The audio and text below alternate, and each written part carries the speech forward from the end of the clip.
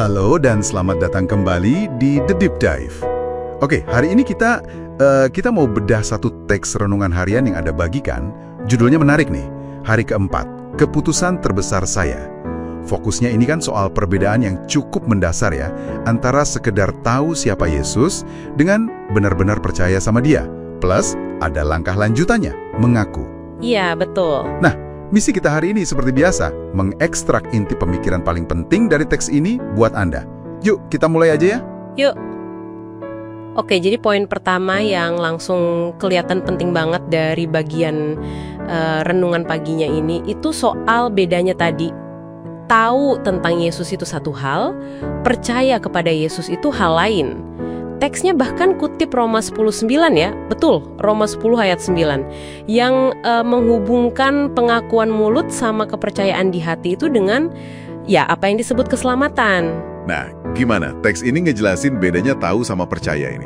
Kadang kan agak mirip ya kedengarannya. Iya, nah penekanan utamanya di sumber ini adalah percaya itu bukan cuma aktivitas otak, bukan cuma tahu fakta. Oh, bukan sekedar informasi gitu ya? Bukan, tapi ini lebih ke aktivitas hati. Teksnya pakai analogi yang menurut saya cukup ngebantu sih. Analogi apa tuh? Kayak duduk di kursi, gini.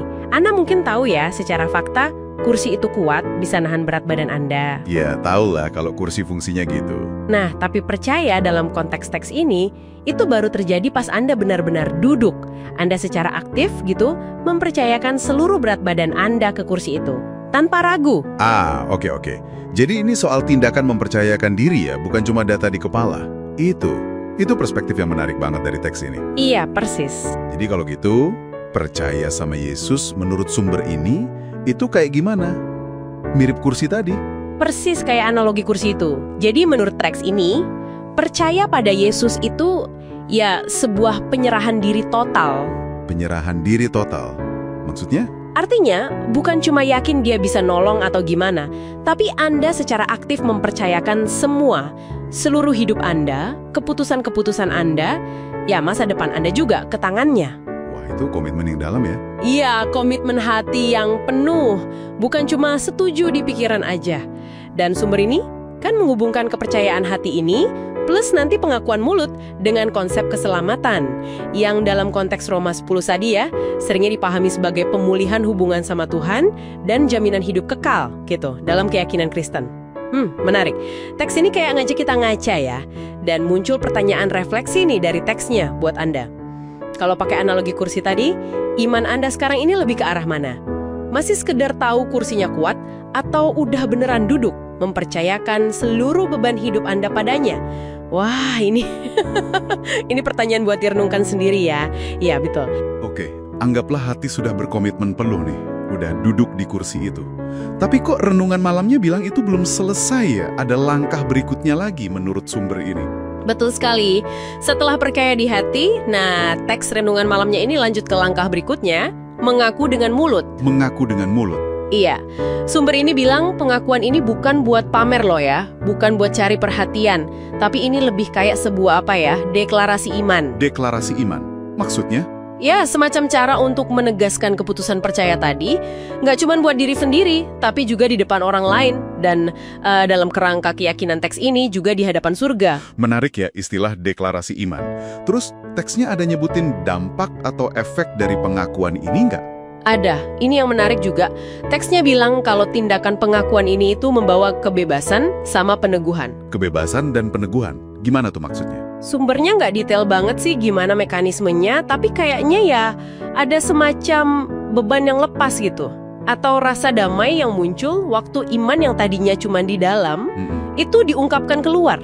Mungkin bebas dari rasa takut dihakimi orang, atau jadi lebih mantap gitu ya? Bisa jadi.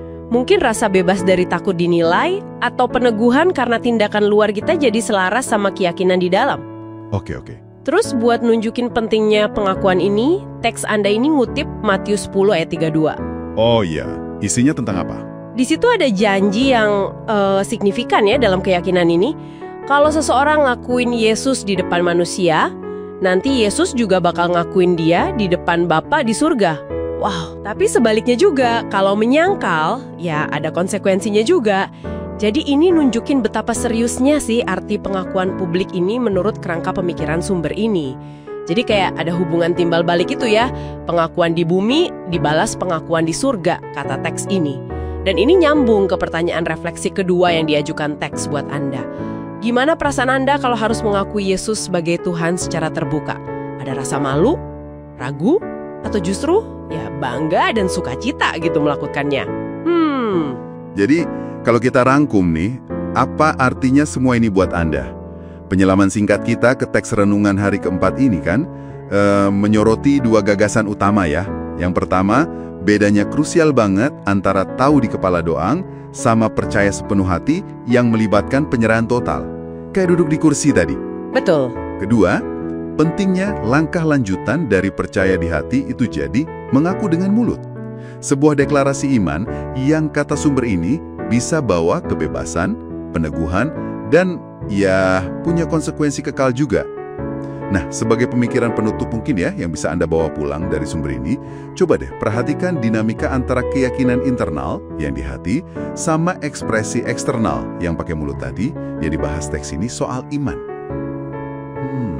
Hubungan antara dalam dan luar ya. Iya. Ini mungkin bisa micu refleksi yang lebih luas lagi buat Anda di berbagai area hidup Anda.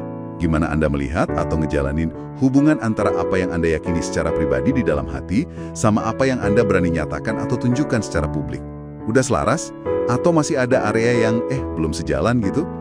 Ya, terinspirasi dari gagasan di sumber Anda ini. Sebuah pertanyaan refleksi yang bagus untuk dibawa pulang. Semoga penyelaman mendalam kita kali ini bisa ngasih perspektif baru dan bahan renungan yang berguna ya buat Anda. Sampai ketemu lagi di pembahasan berikutnya.